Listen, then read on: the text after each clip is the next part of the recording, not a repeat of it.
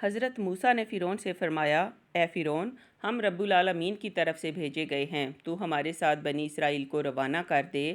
فرعون نے کہا، اے موسیٰ، کیا تو نے میرے گھر پرورش نہیں پائی، اور کیا تو نے یہاں رہتے ہوئے قتل نہیں کیا تھا، اور تم تو بڑے ناشکرے معلوم ہوتے ہو۔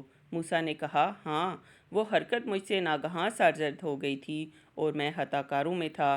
جب مجھے تم سے ڈر لگا تو میں یہاں سے نکل گیا، پھر اللہ تعالیٰ نے مجھے دانائی عطا فرمائی اور اپنا رسول بنایا۔ مجھ پر تیرا کیا یہی احسان ہے جو تو مجھے جتا رہا ہے، اور تو نے بنی اسرائیل کو غلام بنا رکھا ہے۔ فرعون نے کہا، اللہ کیا ہے؟ حضرت موسیٰ نے فرمایا، وہ آسمان اور زمین اور جو کچھ ان دونوں میں ہے سب کا مالک ہے، بشرط یہ کہ تم لوگوں کو یقین ہو۔ فرعون نے اپنے اہالیوں موالیوں سے کہا، کیا تم سن نہیں رہے؟ یعنی کیا تم کو اس بات پر تعجب نہیں کہ میرے سوا بھی کوئی اور معبود ہے؟ حضرت موسیٰ نے فرمایا، وہ تمہارے اور تمہارے اگلے باپ داداؤں کا پروردگار ہے۔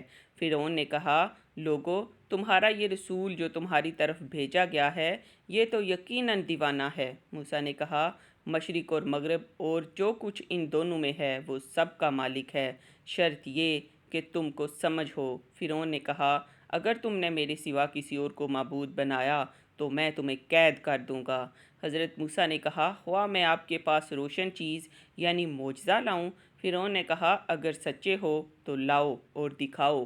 پس انہوں نے اپنی لاٹھی زمین پر ڈالی تو وہ اسی وقت اژدہا بن گئی، اور اپنا ہاتھ جو بغل سے نکالا تو وہ سفید چمکیلا نظر آنے لگا۔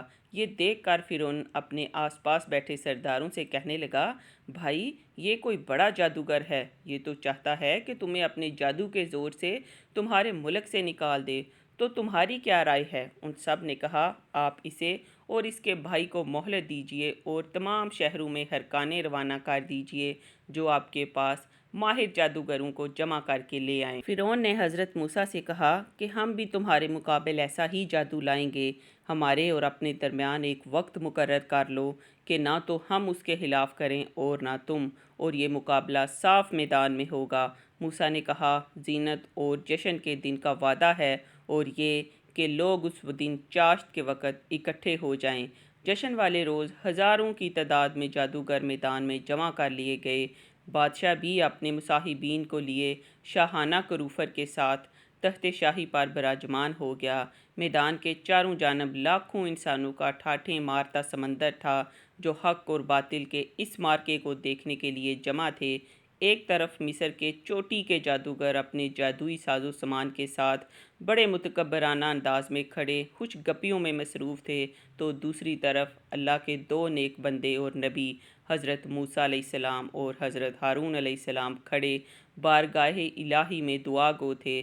جادوگر بولے، موسیٰ، یا تو تم اپنی چیز ڈالو یا ہم اپنی چیز پہلے ڈالتے ہیں۔ موسیٰ نے کہا، پہلے تم ڈالو۔ جب انہوں نے چیزیں ڈالیں تو ان کی رسیاں اور لاٹھیاں جادو کے زور سے دوڑتی ہوئی محسوس ہونے لگیں۔ اس وقت موسیٰ کے دل میں خوف پیدا ہوا تو اللہ نے وحی بھیجی، اے موسیٰ، ڈرو نہیں، بلا شبہ تم ہی غالب آؤ گے، ذرا اپنا عصا زمین پر پھینکو اور پھر دیکھو۔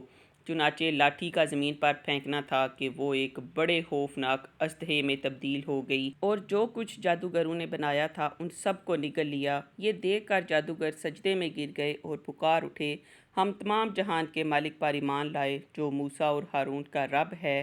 فرعون کے لیے یہ سب کچھ بڑا عجیب، نہایت حیرت انگیز اور بہت غمناک تھا۔ وہ جن جادوگروں کے ذریعے فتح اور غلبے کی آس لگائے بیٹھا تھا وہ سب نہ صرف مغلوب ہو گئے بلکہ موسیٰ کے رب پر ایمان بھی لے آئے۔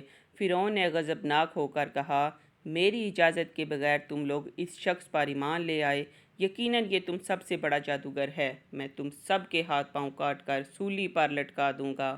انہوں نے کہا، کوئی حرج نہیں، ہم اپنے پروردگار کی طرف لوٹ جانے والے ہیں۔ روایت میں ہے کہ فرعون نے ان سب جادوگروں کے ہاتھ پاؤں کٹوا کر انہیں سولی پر لٹکا دیا۔ جادوگروں کے ایمان لانے اور انہیں بے دردی سے شہید کر دینے کے بعد بھی فرعون کی سرکشی اور بدعمالیاں جاری رہی۔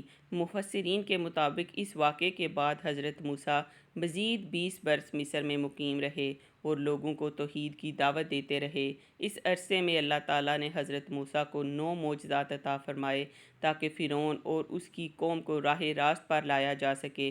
قرآن پاک میں ارشاد ہے اور ہم نے موسیٰ کو 9 معجزے عطا فرمائے۔ حضرت عبداللہ بن عباس رضی اللہ نے یہ 9 معجزات اس طرح شمار فرمائے ہیں: عصائے موسیٰ جو اژدہا بن جاتا تھا، ید بیضا گریبان میں ڈال کر نکالنے سے ہاتھ چمکنے لگتا تھا، زبان میں لکنت تھی جو دور کر دی گئی، بنی اسرائیل کے دریا پار کرنے کے لیے دریا کو پھاڑ کر اس کے 2 حصے کر دیے اور راستہ بنا دیا، ٹڈی دل کا عذاب غیر معمولی صورت میں بھیجا، طوفان بھیجا گیا، بدن کے کپڑوں میں بے حد جوئیں پیدا کر دی گئیں جن سے بچنے کا کوئی راستہ نہ رہا، مینڈکوں کا عذاب مسلط کیا گیا کہ ہر کھانے پینے کی چیز میں مینڈک آ جاتے تھے، خون کا عذاب بھیجا گیا کہ ہر برتن اور کھانے پینے میں خون مل جاتا تھا۔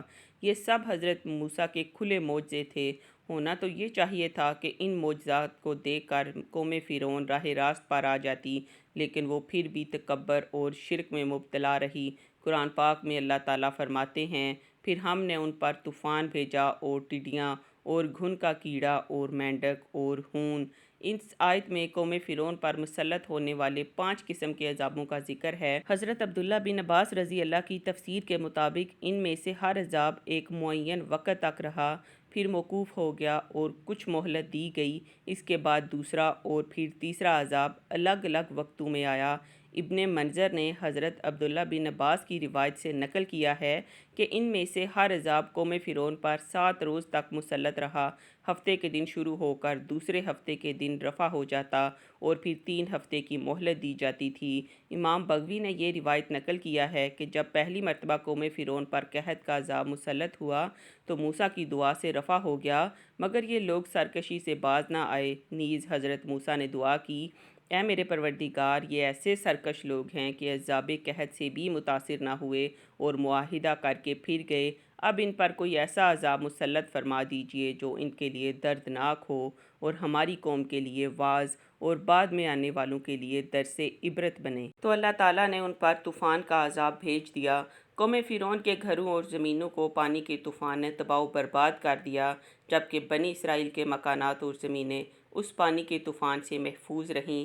اس طوفان سے گھبرا کر قوم فرعون نے حضرت موسیٰ سے التجا کی، اپنے پروردگار سے دعا کیجئے کہ یہ عذاب ہم سے دور فرما دیں تو ہم ایمان لے آئیں گے اور بنی اسرائیل کو بھی آزاد کر دیں گے۔ حضرت موسیٰ کی دعا سے عذاب دور ہو گیا اور ان کی کھیتیاں پہلے سے زیادہ ہری بھری ہو گئیں، تو کہنے لگے، در حقیقت یہ طوفان کوئی عذاب نہیں تھا بلکہ ہمارے فائدے کے لیے آیا تھا، جس کا نتیجہ یہ نکلا کہ ہماری زمینوں کی پیداوار بڑھ گئی، اس لیے موسیٰ کا اس میں کچھ دخل نہیں۔ اور یہ کہہ کر سب عہد و پیمان نظر انداز کر دیے۔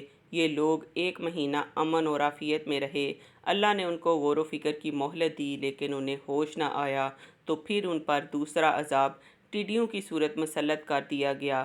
ٹڈی دل نے ان کی ساری کھیتوں اور باغوں کو کھا لیا۔ بعض روایات میں ہے کہ لکڑی کے دروازوں، چھتوں اور گھریلو ساز و سامان تک کو ٹڈیاں کھا گئیں۔ اس عذاب کے وقت بھی حضرت موسیٰ کا یہ معجزہ سامنے تھا کہ یہ ساری ٹڈیاں صرف قبطی یعنی قوم فرعون کے باغوں، کھیتوں اور گھروں پر چھائیں ہوئی تھیں، جبکہ بنی اسرائیل کے مکانات، زمینیں اور باغات سب محفوظ تھے۔ قوم فرعون چلا اٹھی اور حضرت موسیٰ سے درخواست کی کہ اگر آپ اللہ تعالیٰ سے دعا کریں کہ یہ عذاب ہٹ جائے تو ہم پختہ وعدہ کرتے ہیں کہ ایمان لے آئیں گے اور بنی اسرائیل کو آزاد کر دیں گے۔